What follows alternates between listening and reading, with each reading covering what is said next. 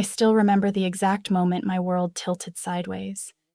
It was a Monday morning in September, the kind where summer still clung to the air and everyone moved through the hallways with that sluggish back-to-school energy.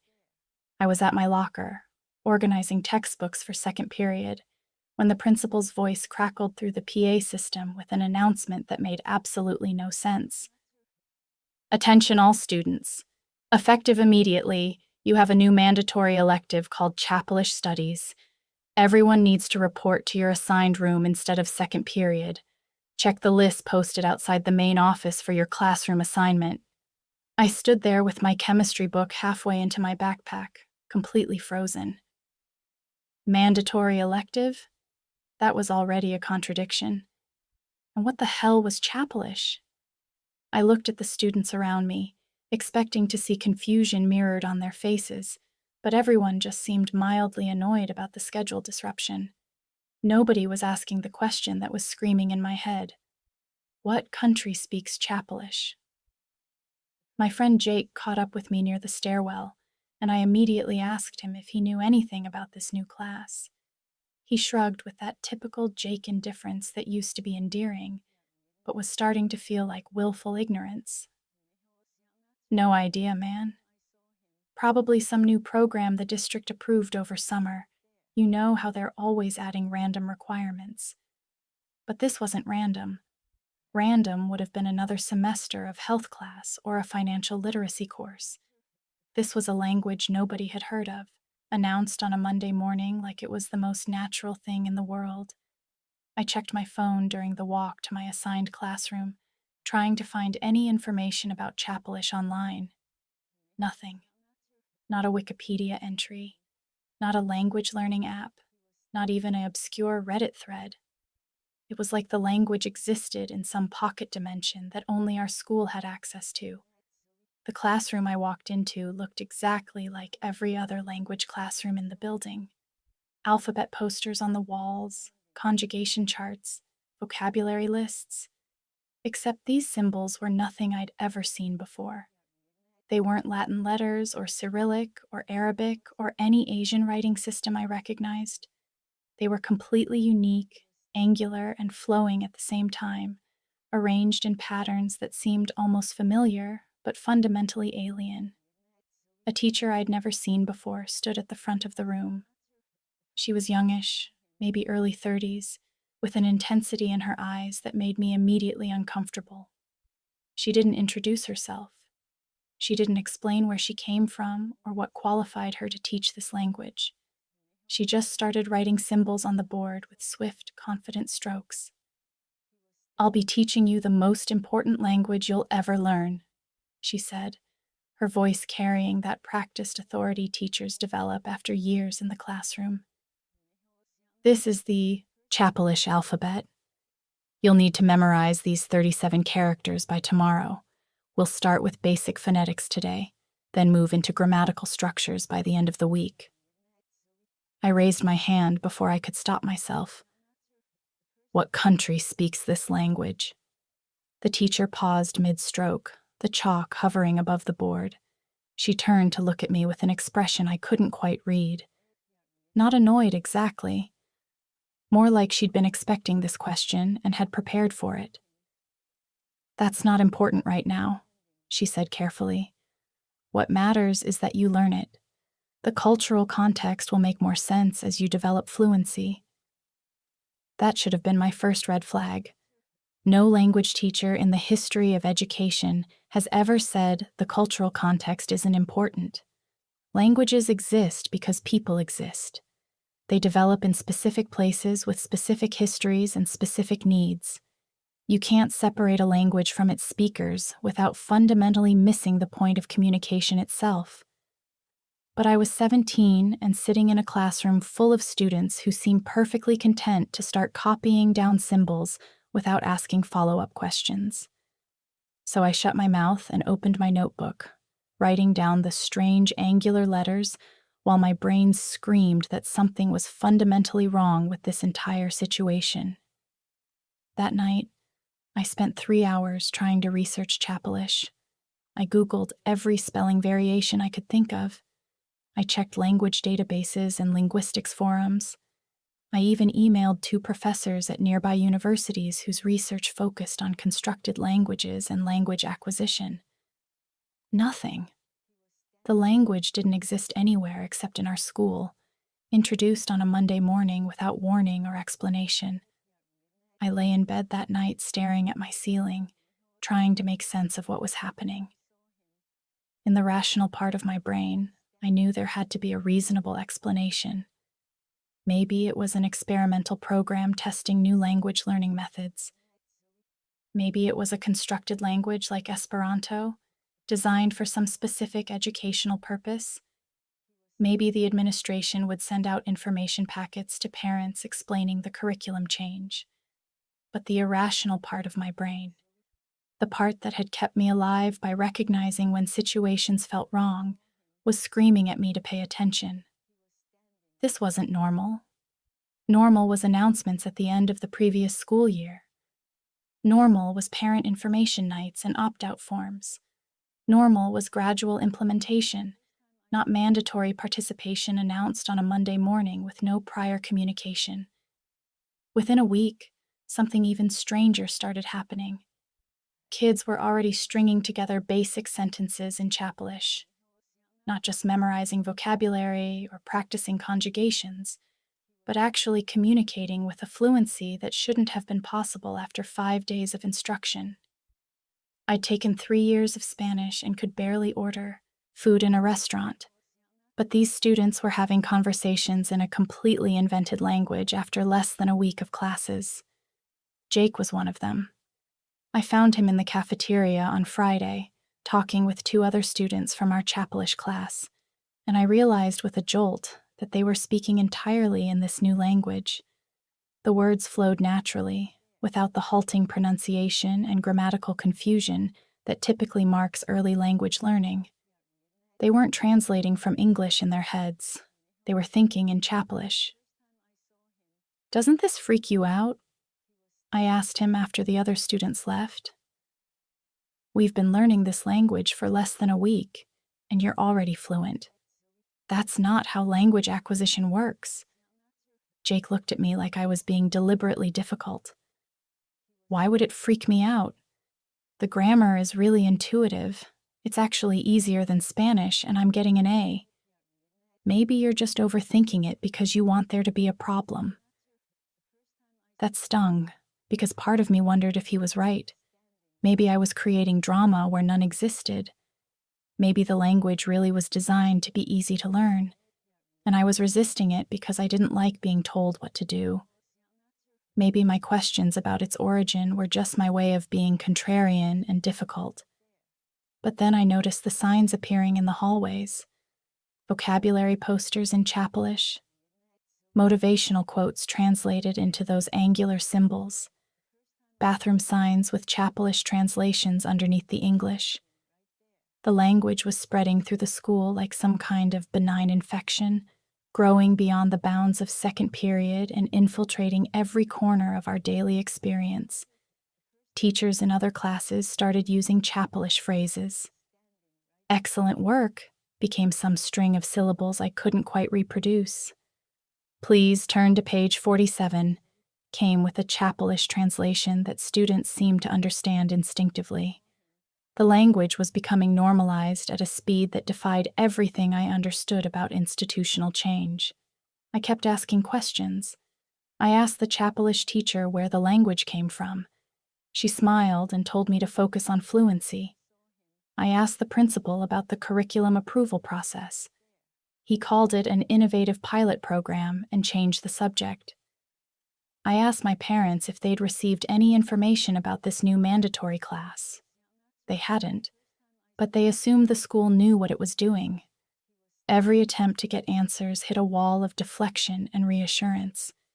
Everyone kept telling me the same thing. Stop questioning and start learning. Trust the process. Focus on your grades. Don't make problems where none exist. But problems did exist. I could feel them accumulating like pressure behind a dam. This language appeared from nowhere. It was being learned at an impossible speed. It was spreading through the school without anyone questioning why or how, and nobody, absolutely nobody, could tell me where it came from, or what country spoke it, or why 17-year-olds in a suburban American high school needed to learn it. I started keeping a documentation journal. Every day, I wrote down what happened in Chapelish class. I took photos of the alphabet and vocabulary lists. I recorded the teacher's lectures on my phone, hiding it in my backpack so she wouldn't notice. I was building evidence for something, though I wasn't sure yet what I was trying to prove. By the end of that first month, Chapelish had completely transformed our school. Students spoke it in the hallways because they wanted to practice. Study groups conducted sessions half in English and half in Chapelish. Kids who'd struggled in foreign language classes were suddenly fluent in this invented tongue that had appeared 4 weeks earlier, and I was the only one still asking why. The only one who thought this situation was bizarre and wrong and fundamentally dangerous in ways I couldn't quite articulate. My friends thought I was being difficult. My parents thought I was overreacting. My teachers thought I was resisting for the sake of being contrary. But I knew something was wrong. I could feel it in my bones, in the way my brain hurt when I tried to think in Chapelish, in the speed at which everyone else was absorbing this language without question. Something was happening to us, and nobody seemed to care enough to ask what it was. The moment I realized we weren't alone changed everything. It was a Tuesday night in October, about 5 weeks after Chapelish had invaded our lives, and I was deep in a Reddit spiral trying to find any information about this language. I'd exhausted Google searches and academic databases, so I'd moved on to forums and discussion boards, hoping someone somewhere had encountered something similar. That's when I found the thread. It was only 3 hours old, posted in an education subreddit with the title, "Anyone Else's School Suddenly Teaching a Language Called Chapelish?" My heart started racing before I even clicked on it. The original post was from a student in Colorado describing exactly what had happened at our school. Mandatory announcement on a Monday morning. New teacher nobody had seen before. Strange alphabet with 37 characters. Impossibly fast learning curve. The comments section was what broke my brain. Students from Arizona, Oregon, Massachusetts, Florida, Texas. 17 different schools across the country, all reporting the same experience. Same Monday morning announcement. Same mysterious teacher. Same angular alphabet. Same grammar structures. Same insistence that the language's origin wasn't important. I took screenshots of everything before the thread disappeared, which it did less than an hour after I found it. 1 minute it was there with 43 comments, comparing notes and asking what the hell was happening. The next minute it was gone, deleted by moderators with no explanation. When I tried to access it through my saved links, I got an error message saying the content violated community guidelines. But I had the screenshots. 17 schools, different states. No geographic pattern connecting them. No shared district administration. No common demographic profile. Just 17 seemingly random schools all teaching the same invented language, all starting on the same Monday, all following the same inexplicable pattern. I stayed up until 3 a.m. that night, trying to make sense of this information. This wasn't just our school doing something weird.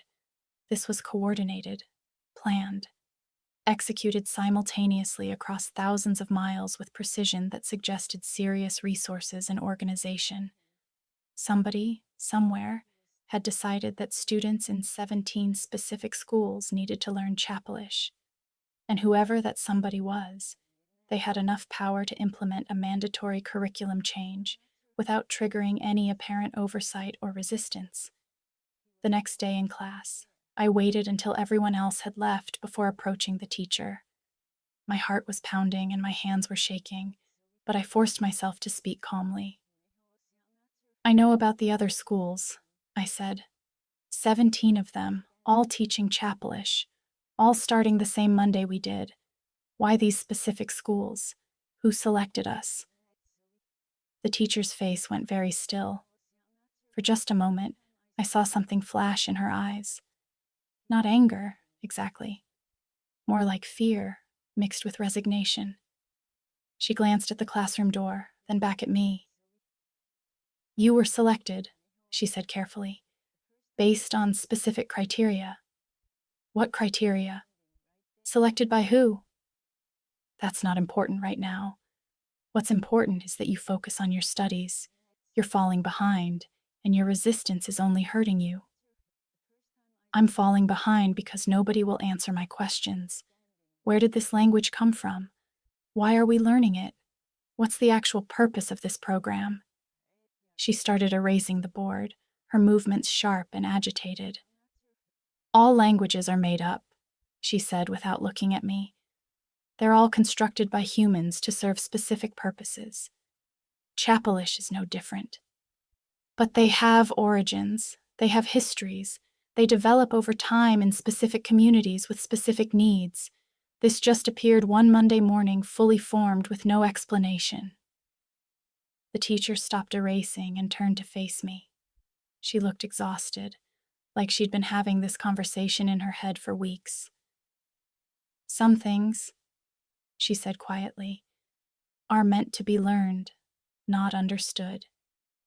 You need to decide if you're going to keep fighting this or if you're going to accept that you don't have all the information." I left that conversation feeling more unsettled than ever. Her words kept echoing in my head. Meant to be learned, not understood. What kind of education? Philosophy was that? Learning without understanding was just conditioning. It was training, not teaching. It was creating automatic responses rather than developing genuine comprehension. By month 2, the transformation of my social world was nearly complete. Jake stopped responding to my texts unless I wrote them in Chapelish, which I refused to do on principle. Our friend group's study sessions were conducted entirely in this invented language, with kids switching between Chapelish and English without even noticing they were doing it. Conversations I tried to join would hit these walls where suddenly everyone was speaking a language I was deliberately refusing to learn fluently. I was the only one still questioning, the only one who found this situation deeply wrong. My parents thought I was overreacting, fixating on something that wasn't actually a problem. My friends thought I was being unnecessarily difficult, making their lives harder by refusing to go along with something that was clearly benefiting everyone.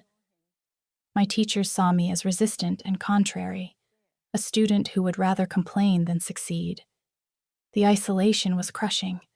I'd spent 3 years building these friendships, creating this social network, establishing myself in this school community, and now I was watching it all dissolve because I couldn't stop asking questions nobody wanted to answer.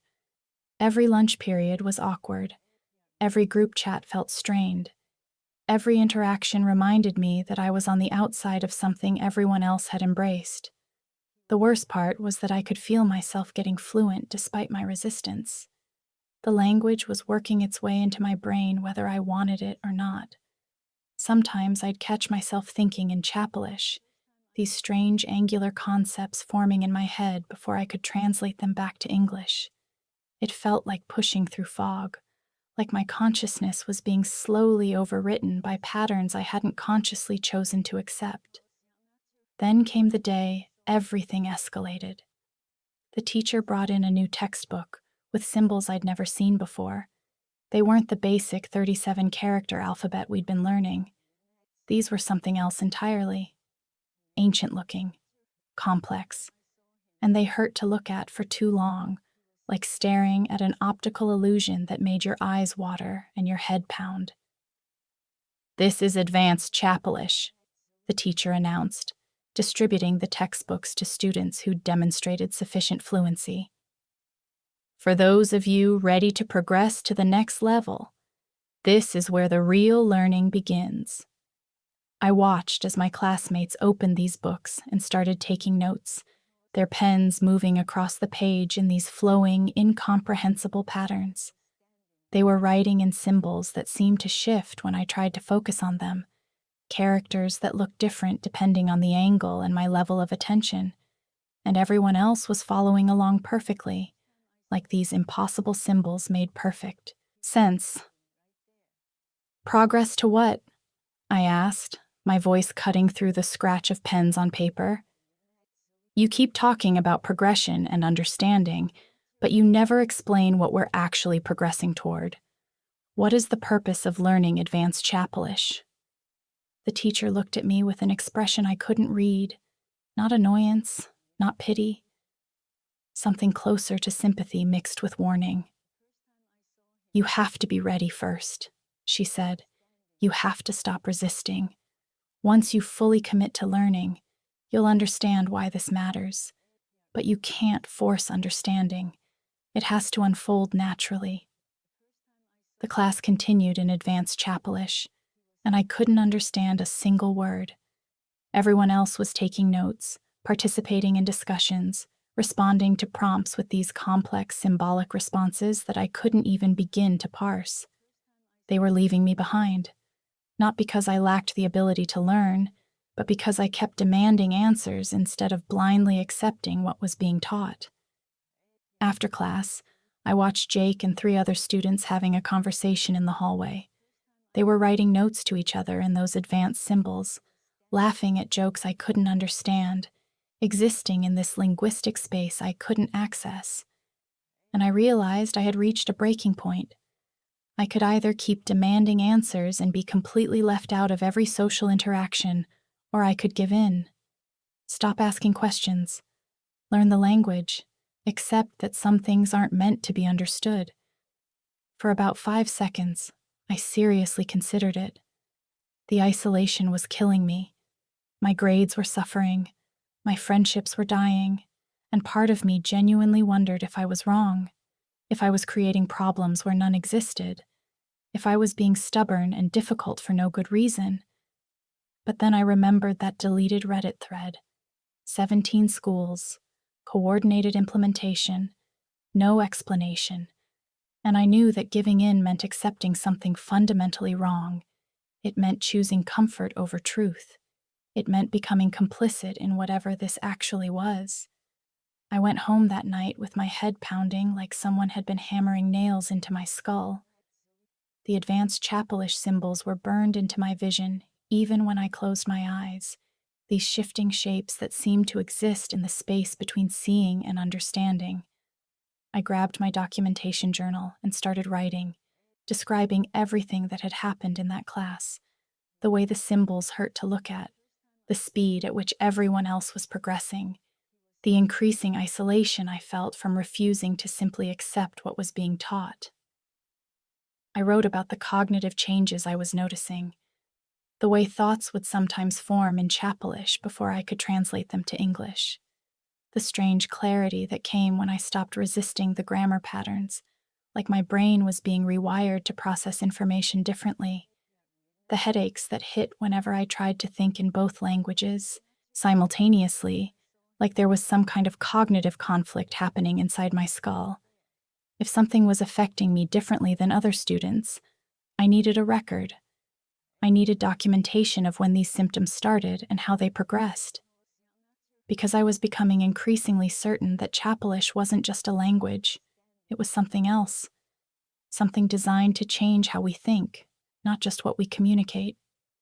Tuesday morning, I woke up knowing I had to make a choice. I could either give up completely, let this language consume me like it had consumed everyone else, or I could fight back with the only weapon I had: documentation and process. My mom's suggestion from the previous week kept echoing in my head. Instead of just complaining about the program, I needed to focus on whether they followed the rules for implementing it. I spent my free period in the library that afternoon, researching Freedom of Information Act requests. The websites made it sound intimidatingly official, with specific language requirements and proper channels for submission. But the basic concept was straightforward. Citizens could request government records, and schools had to respond. I could ask for approval documents, funding sources, contracts with outside vendors. I could build a paper trail that would either explain what was happening or prove that proper procedures hadn't been followed. I copied down the template language for FOIA requests, noting which office handles these at the district level. It felt overwhelming, like I was trying to navigate some adult bureaucratic system I didn't fully understand. But it was better than just sitting in class watching everyone else disappear into this language while I screamed questions into the void. Lunch was becoming unbearable. I grabbed my tray and headed to our usual table, where I could already hear Jake and the group talking. Half the conversation was in Chapelish, words flowing so naturally that they didn't even seem to notice when they switched languages. They saw me approaching and made this visible effort to switch back to English, like they were accommodating a disability. I sat down and tried to participate in the conversation about weekend plans, but kept losing the thread when someone would make a joke with the punchline in Chapelish. Everyone would laugh except me, and there'd be this awkward pause while someone tried to explain the joke in English, which killed whatever humor existed in the original.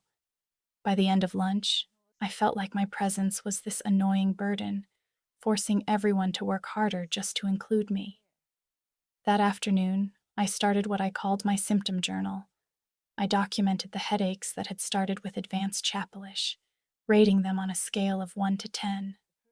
I described the mental fog I experienced whenever I tried to think in this language, like pushing through something thick and resistant. I wrote about the weird cognitive snap during vocabulary drills, when the grammar suddenly made sense but in a way that felt wrong, like my brain was being rewired without my permission. Other kids weren't reporting these symptoms. They were saying Chapelish made their thinking clearer, helped them process information faster, made complex ideas easier to articulate. So either I was having some kind of adverse reaction, or I was resisting so hard that my brain was fighting back. Either way, I needed a record. I pulled out my phone and composed an email to 3 linguistics professors at nearby universities. I kept the tone professional but detailed, explaining that my school was teaching a language called Chapelish that didn't exist in any database I could find.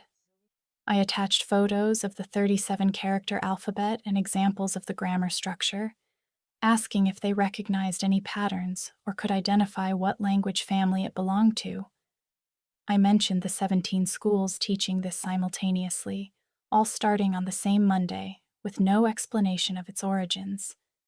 I said I was trying to understand where this came from and whether it was normal for schools to teach something with no documented history or academic foundation. I read the email 3 times before sending it, making sure I sounded curious rather than crazy, then hit send to all 3 professors. By Thursday, I had responses from 2 of them. The first was polite but basically useless, suggesting Chapelish might be a constructed language created for educational purposes, like Esperanto. The second professor's response was longer and more technical, analyzing the grammar patterns and noting they didn't match any known language family. But neither could explain why 17 schools would simultaneously teach something that didn't exist anywhere else in the world. I forwarded both responses to my phone and saved them in a folder with all my other documentation. 2 more pieces of evidence confirming what I already knew. This language appeared from nowhere, and nobody outside our schools had any record of it existing. Friday morning, I went to the nurse's office complaining about eye strain and persistent headaches.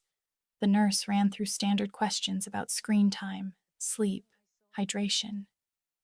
When I mentioned the headaches started with advanced Chapelish and got worse after each class, she barely acknowledged the connection. She gave me a vision test, declared my eyes fine, and told me to drink more water. I left feeling dismissed, like my symptoms had nothing to do with the one thing that had actually changed in my life. Saturday afternoon, I got access to the school building through my mom's connections in the district office. I walked through empty hallways with my phone out, photographing every piece of Chapelish signage that had appeared over the past month. Vocabulary posters in the main hallway, grammar reminders near the cafeteria, sports terminology in the gym. The library had a whole shelf of Chapelish materials now. Workbooks, readers, reference guides. What started as one class had infected every corner of the school. It wasn't just a language anymore. It was becoming part of the school's identity, spreading into spaces that had nothing to do with second period instruction. Monday morning, the principal held a Q&A session in the auditorium about school initiatives. I showed up early, claiming a seat where I could raise my hand and actually be seen. When he opened the floor for questions, I walked to the microphone and asked directly, "Where did Chapelish come from? Who approved adding it to our curriculum? Why did 17 schools across different states all start teaching it on the same day?" The auditorium got quiet. I could feel people staring, but I kept my eyes on the principal, waiting for an answer. He smiled and launched into scripted talking points about innovative pilot programs and future-ready skills. How Chapelish was preparing students for a changing world. How it had been carefully designed by education experts with full administrative support. I asked again, who specifically approved it, and when? He just repeated the same phrases about pilot programs and innovative approaches, never actually answering where the language came from or who made the decision to teach it. Other students asked questions about parking passes and sports schedules, and the moment passed, leaving me with absolutely no new information.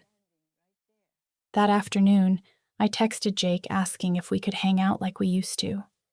He showed up 15 minutes late to the coffee shop, immediately pulling out his phone to check messages.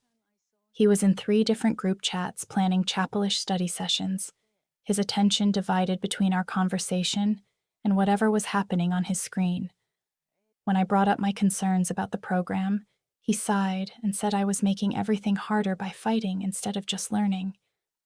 Maybe if you put this much energy into actually studying, you'd be fluent by now and wouldn't have all these problems. We left without making plans to hang out again, and I realized our friendship was dying.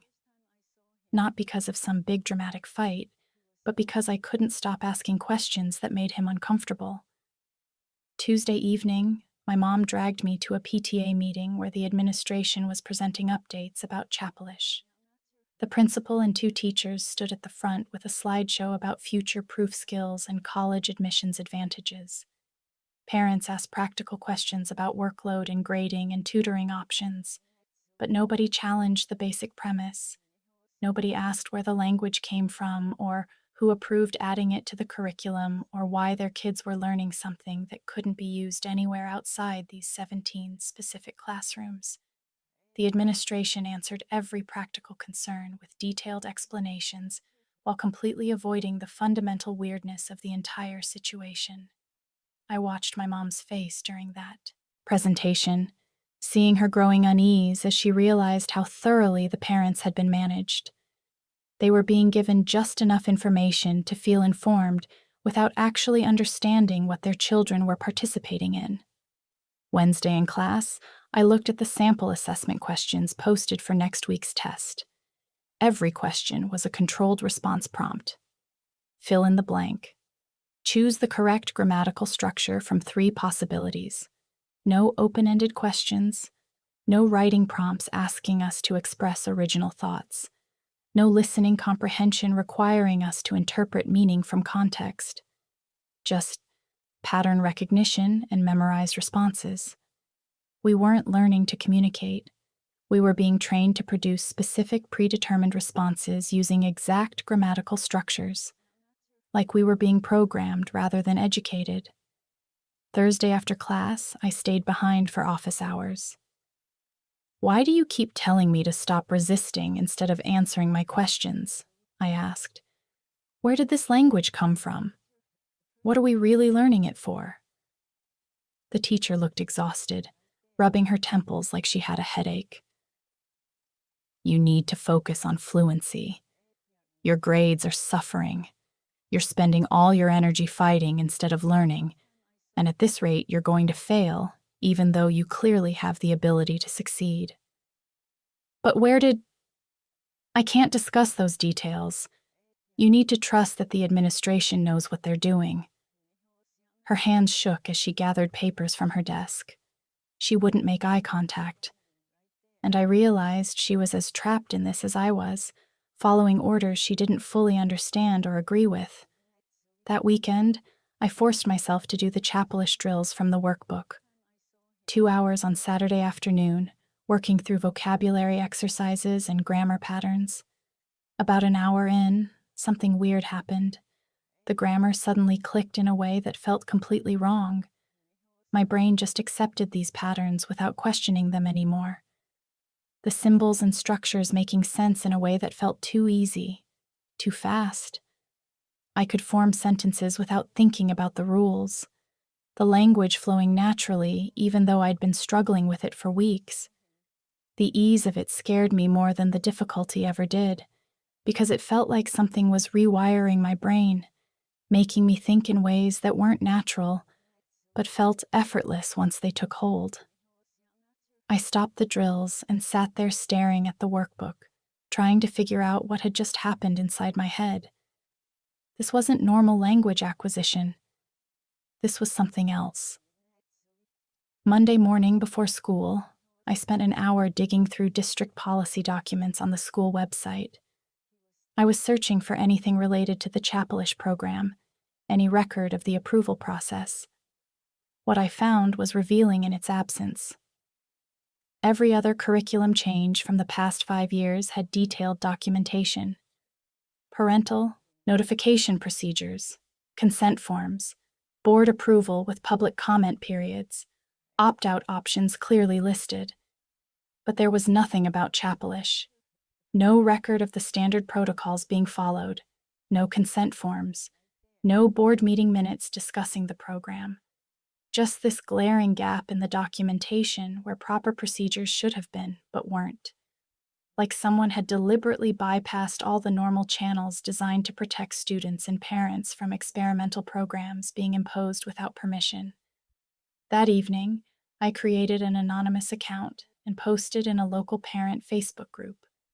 I kept the details vague, not naming Chapelish specifically, but asking if other parents had noticed issues with new programs being implemented without notification or opt-out options. Within an hour, I had 3 comments all saying basically the same thing. Trust the school administration to make good decisions. Kids these days are too protected. They need to learn to adapt. Nobody seemed concerned about the consent issue at all. Nobody thought it was weird that schools could make kids participate in experimental programs without explicit parental permission. The blind trust was almost more disturbing than the program itself. By Wednesday, I was completely iced out of study groups. The isolation hit me during lunch when I walked past a table where my friends were working on homework together. They saw me coming and went quiet, then resumed their conversation in a mix of English and Chapelish that I couldn't fully follow. Nobody invited me to sit. Nobody asked if I wanted to join their afternoon study session. Later, I overheard 2 girls from my history class talking about how I was making things harder for everyone by refusing to just go with the program. "She's being so dramatic about this," one said. "It's just a language class. Why does she have to turn everything into some big conspiracy?" The message was clear. My questions and resistance were disruptive and unwelcome. People would rather exclude me completely than deal with my continued refusal to simply accept what was happening. Thursday afternoon during class, I flipped to the back of my advanced Chapelish textbook looking for publication information. There was a small vendor logo I'd never noticed before, printed on the inside back cover. I wrote down the company name and spent that evening searching for connections between this vendor, our school district, and the 17 other schools teaching Chapelish. The company specialized in educational assessment technology. They had contracts with several testing organizations and partnerships with private foundations focused on standardized evaluation methods. I started sketching out a corporate trail, looking for financial connections and shared board members, any pattern that might explain why these specific schools were selected. The vendor had received a large grant from something called the Educational Innovation Foundation right before our school year started. That same foundation had connections to research programs studying language acquisition and cognitive assessment methods. The pieces were starting to fit together in a way that was deeply disturbing. That evening, I found Reddit usernames from 3 students who'd commented in that deleted thread. I sent direct messages asking if their advanced Chapelish textbooks had the same vendor logo and whether their schools received special funding right before the program started.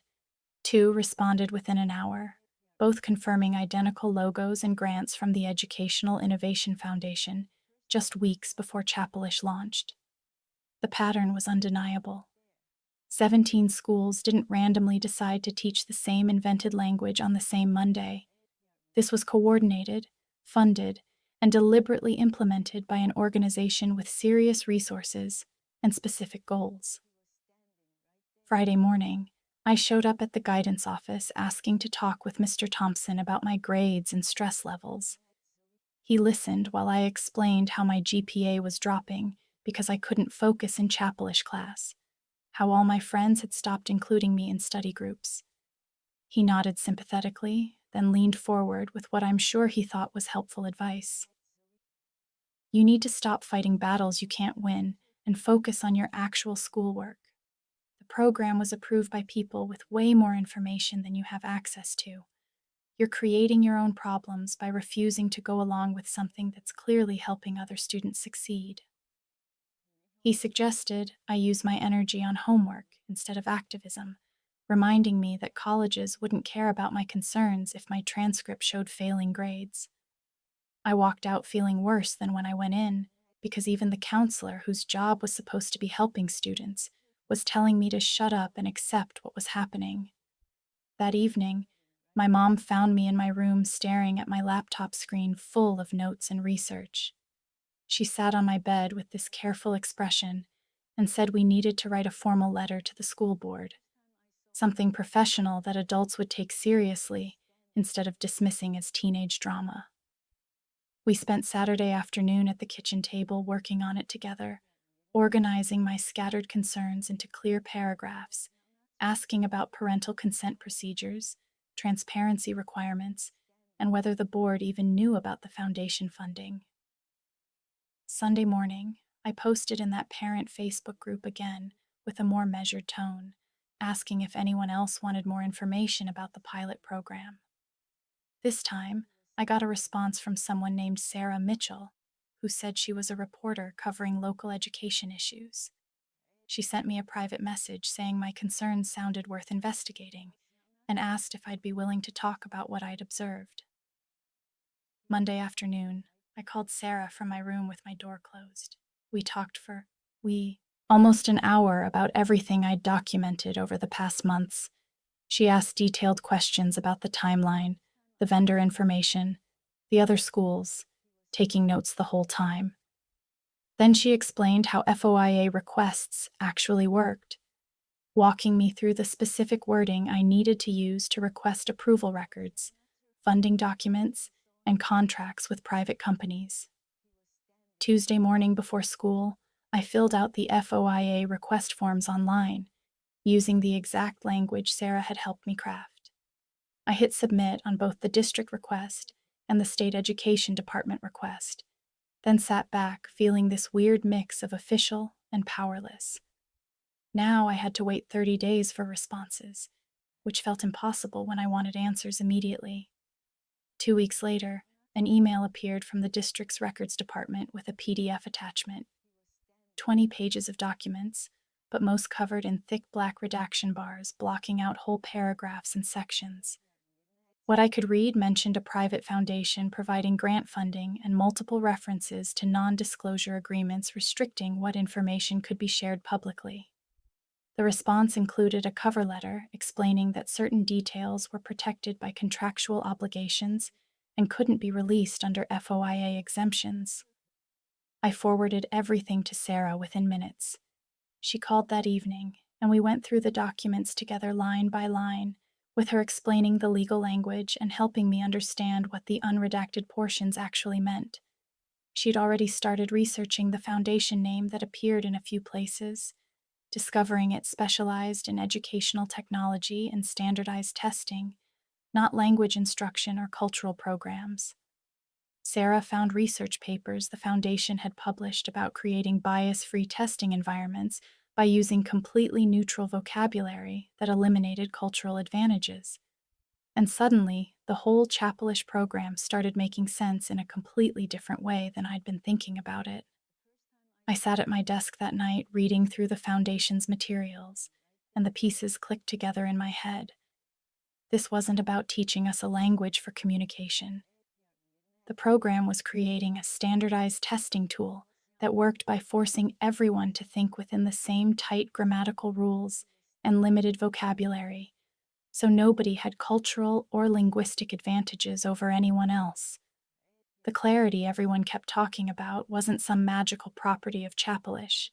It was just the cognitive ease of working inside a system with no room for interpretation or creative expression. Students weren't becoming fluent in communication. They were being trained to produce specific, predetermined responses using exact structures that could be easily measured and compared across different schools and populations. We were research subjects, test cases for a controlled lexicon assessment system. And nobody had told our parents or asked for consent or given families the option to opt out. I started rewriting my concerns in a new document, shifting away from arguing that Chapelish was fake toward asking questions about consent and transparency. The issue wasn't whether controlled lexicon testing had educational value. It was whether districts could implement experimental programs funded by private foundations without informing parents or giving families the option to opt out. It was whether students should be test subjects for corporate research about language acquisition and cognitive assessment without anyone explicitly agreeing to participate. Wednesday afternoon, I found the school board member contact information on the district website. David Parker's email was right there with his photo and a short bio. I opened a new message and started typing, keeping my tone respectful and curious rather than angry. I explained I was a student in the Chapelish program and had obtained FOIA documents showing private foundation funding, NDAs restricting transparency, and no parental consent procedures for what appeared to be educational research. I attached the relevant documents and asked if he was aware of these elements when the board approved the program. I read through the email 3 times before hitting send, making sure every sentence focused on specific procedural questions rather than attacking anyone personally. Thursday morning, I woke up to a response that completely surprised me. David said he'd like to meet briefly to discuss my questions and suggested my mother attend since these concerns involved district policy. He admitted he wasn't aware of NDAs or private foundation involvement when the board reviewed the program, and he sounded genuinely interested in understanding what I'd discovered. My mom immediately agreed to meet with him. We scheduled it for the following Tuesday at a coffee shop, which felt surreal because I'd never imagined a school board member would actually take my concerns seriously. Tuesday afternoon, we walked into the coffee shop and found David already sitting at a corner table with a notepad. He stood to shake our hands and thanked us for taking the time to meet. I pulled out the printed FOIA documents and spread them across the table, pointing out the references to private foundation funding, contractual restrictions on information sharing, and data collection protocols never mentioned to parents. David read through each page carefully, and I watched his expression shift from polite interest to visible discomfort. He explained the board's approval process had focused entirely on educational benefits, with the principal presenting Chapelish as an innovative pilot program. Nobody mentioned private foundation involvement or research protocols or contractual restrictions. If he'd known about those elements, he would have asked very different questions during the approval meeting.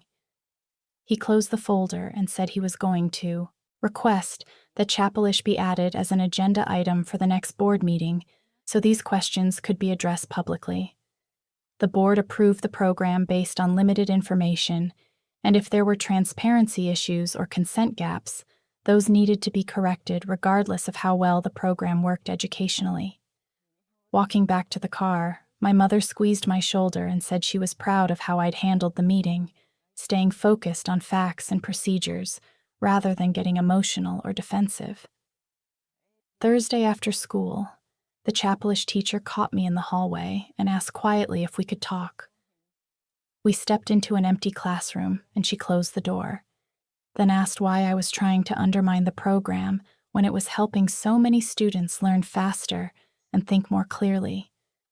I explained I wasn't against students learning Chapelish, but against the lack of informed consent and transparency. Parents deserve to know about the research component and foundation funding before their kids were enrolled in what was presented as just a language class. She looked tired and stressed, admitting she was under enormous pressure from the administration to maintain enrollment numbers and show positive outcomes because the grant funding depended on participation rates. She said she'd wanted to be more transparent from the beginning, but the NDA she signed restricted what she could discuss about the program's origins and purposes. She felt trapped between doing her job and being honest with students and parents about what was really happening. That confession confirmed everything I'd suspected. She wasn't evil or malicious.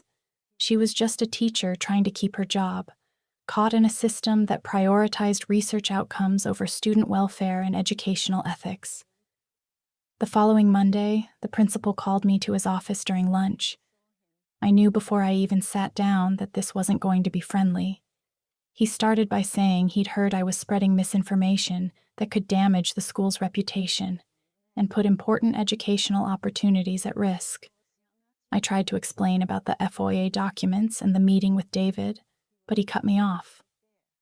Your activism is creating unnecessary controversy and making other students uncomfortable when they just want to focus on learning. You need to think about the bigger picture of what's best for the school community. He never addressed any of my specific questions about NDAs or consent procedures. Instead, he focused on how my behavior was disruptive, how I needed to be a team player. I left his office feeling angry and frustrated because he'd completely ignored the substance of my concerns and tried to frame everything as me being difficult rather than the administration failing to follow proper procedures. Wednesday evening, Sarah called with news that changed everything about how I understood the principal's role. She'd been digging through public records and foundation materials and discovered the principal sat on an advisory panel for the same foundation funding the Chapelish pilot program.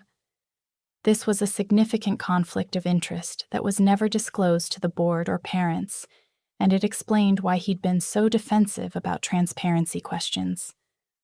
Sarah asked if I was comfortable with her including this information in a story she was planning to publish before the board meeting. I said yes without hesitation. Parents deserved to know about the financial connections that might be influencing how the program was presented and defended. My mother called the school Thursday morning and requested a formal meeting with the principal to discuss transparency and parental notification procedures. She brought printed copies of the FOIA documents, laying them out on his desk and asking direct questions about why parents weren't informed about the research component. The principal became defensive, insisting the program was properly approved and parents had been notified through regular school communications about new course offerings. My mother pointed out there was a difference between announcing a new language class and disclosing that students would be research subjects in a private foundation study. The lack of opt-out procedures was particularly concerning. The principal agreed to provide more information to parents, but framed it as clarification rather than admission of any procedural failures.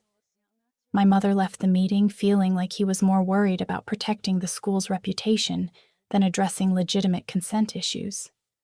3 days before the scheduled board meeting, the district sent out a memo to all families with students enrolled in Chapelish. The memo reframed the program as an optional enrichment opportunity pending comprehensive review, which was the first time anyone had suggested it might not be mandatory.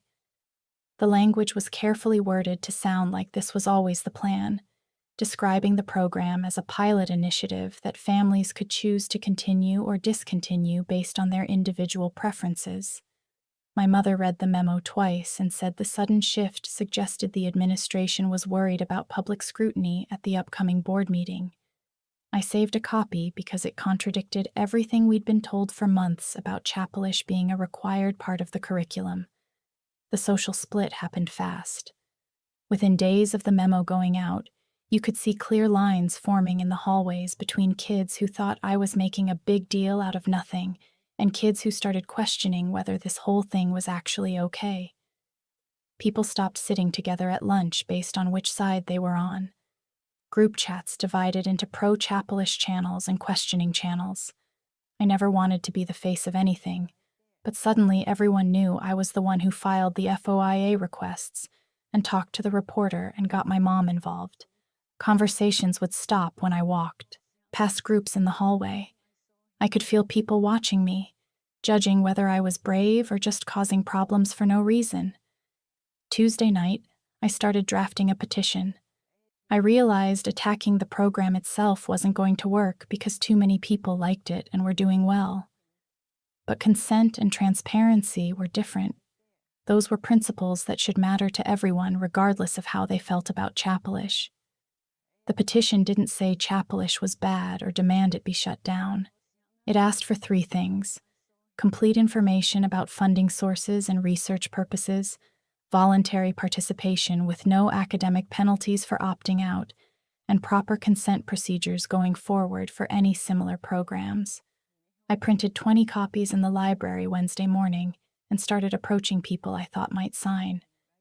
The first few conversations were awkward because I had to explain I wasn't trying to end the program, just make it optional and transparent. Some people refused immediately, but others read the petition carefully and said the consent stuff made sense even if they planned to keep taking Chapelish. By Thursday, I had 15 signatures. By Friday, I had 30.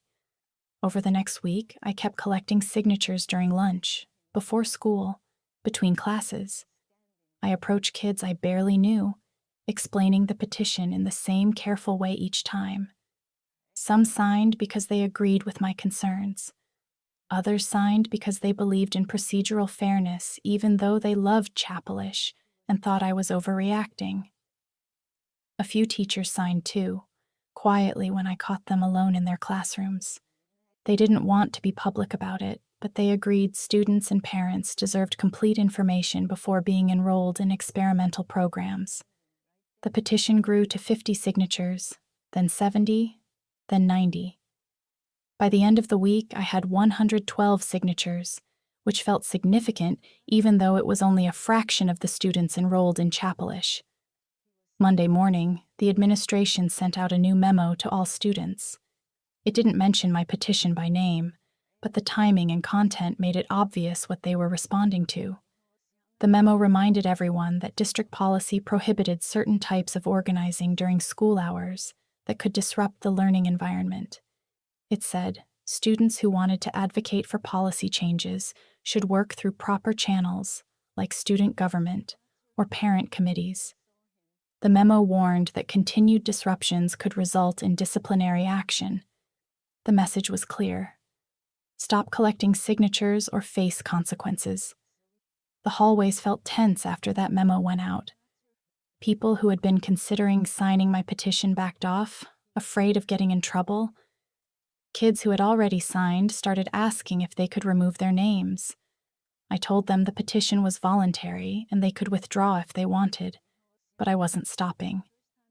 The administration's warning actually convinced me this mattered more than I'd realized, because if they weren't worried, they wouldn't be trying to shut it down. Tuesday afternoon, the guidance counselor called me down to his office. He had my file open on his desk and a concerned expression that looked practiced. He said he'd noticed my grades dropping and my stress levels seemed really high based on reports from teachers. He suggested I might benefit from talking to someone about anxiety, maybe getting an evaluation to see if medication could help me manage these feelings. I sat there understanding exactly what was happening. This wasn't about helping me. This was about reframing my activism as a mental health problem, making it seem like my concerns came from anxiety rather than legitimate questions about consent and transparency.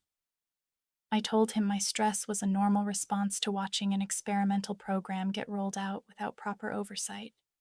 My anxiety wasn't a chemical imbalance that needed treatment. It was a reasonable reaction to an unreasonable situation. Wednesday evening, my mother showed me a post in the parent Facebook group from Jake's family. A long defense of the Chapelish program, praising its innovative approach and the opportunities it was creating. Then it shifted to criticizing resistance to the program, suggesting it came from people who didn't understand modern education or were resistant to change.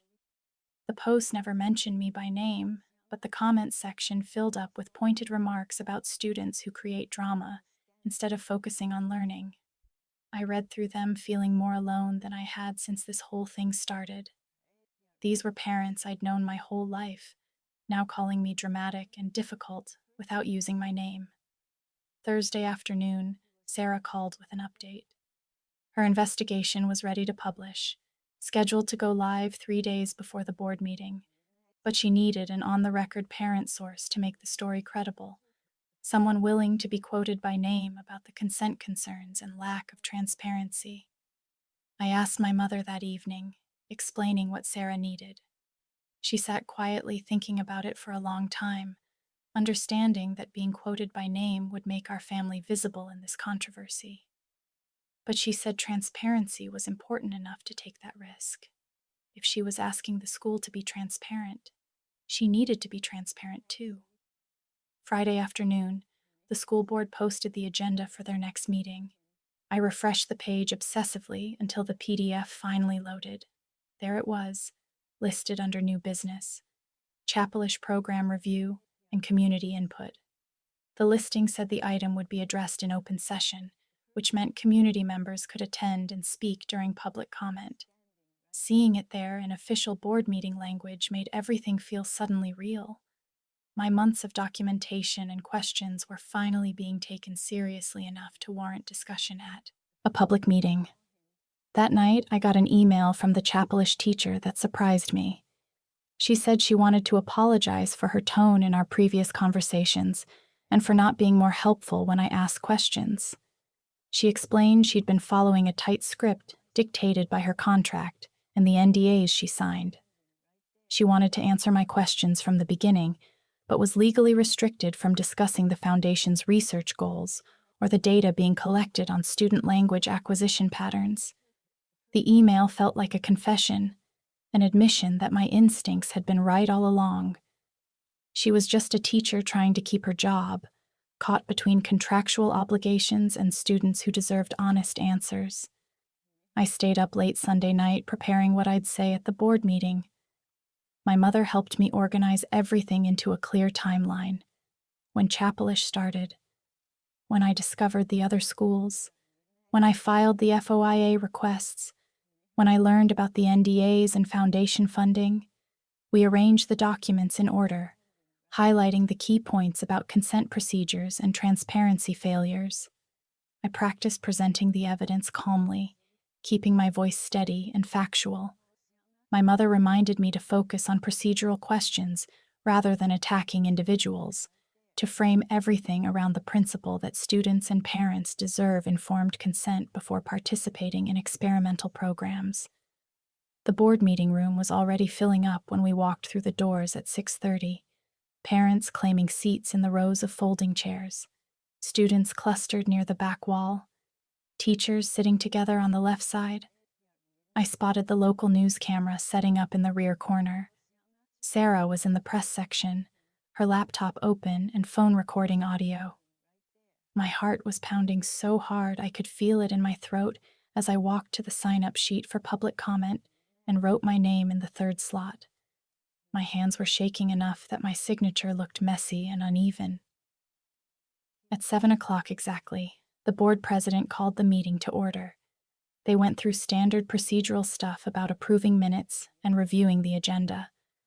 My leg was bouncing up and down without me meaning to do it, and I had to force myself to sit still and focus on breathing normally. The first two people who signed up for public comment spoke about budget concerns and athletic program funding. Then my name was called.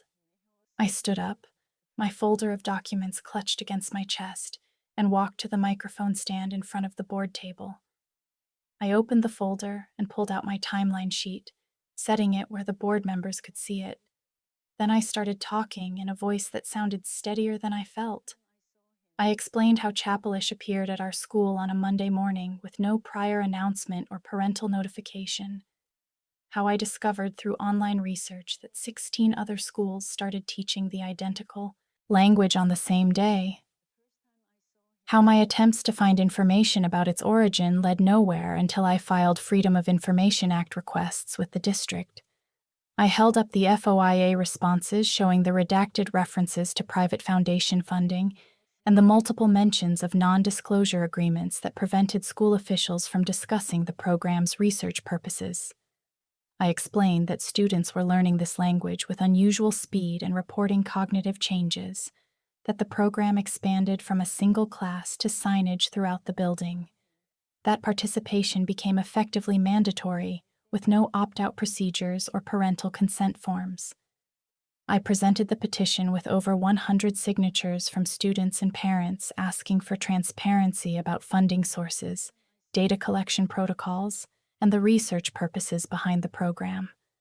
My 3 minutes were almost up, so I finished by asking the board to require full disclosure of the foundation partnership and make participation voluntary with proper informed consent procedures. I could see several board members leaning forward and taking notes while others were looking at their phones with concerned expressions. When I returned to my seat, my mother grabbed my hand and held it tight. The board president asked if staff wanted to respond to my testimony, but the principal said he would prefer to wait until all public comment was finished. While the next person was walking to the microphone, I saw board members passing phones to each other and pointing at screens, their faces getting more serious as they read something. Sarah was typing rapidly on her laptop, and I realized her story must have just gone live. The headline was probably showing up on board members' phones right now, with all the documented evidence about undisclosed conflicts of interest and missing consent procedures. The next two speakers defended the Chapelish program, talking about how their kids were excelling. But then a mother stood up and said she was angry that nobody told her the program involved research or data collection on her child. Another parent asked why there were no consent forms or opt-out options when every other pilot program in the district required parental permission. A father said he felt blindsided learning from a news article that his son was essentially a research subject in a study funded by a private foundation with connections to the school administration. After nearly 40 minutes of public comment, the board president closed that section and asked the principal to present the administration's perspective. The principal stood at the microphone and delivered talking points about innovative pilot programs and future-ready skills. But David interrupted him to ask a direct question about the non-disclosure agreements. The principal looked uncomfortable and said he was bound by contractual obligations, which made David turn to the district's legal counsel and ask whether the board's original approval was based on complete information about the foundation partnership and data collection protocols. The attorney shifted in his seat and admitted that the full scope of the research component and the NDA requirements were not included in the initial presentation to the board back in August. The presentation had focused primarily on curriculum benefits and student outcomes without explaining the private funding source or the restrictions on discussing program purposes. David asked why the board wasn't informed about these elements, and the attorney said the administration believed they had discretion to negotiate partnerships without board approval as long as they stayed within approved budget allocations.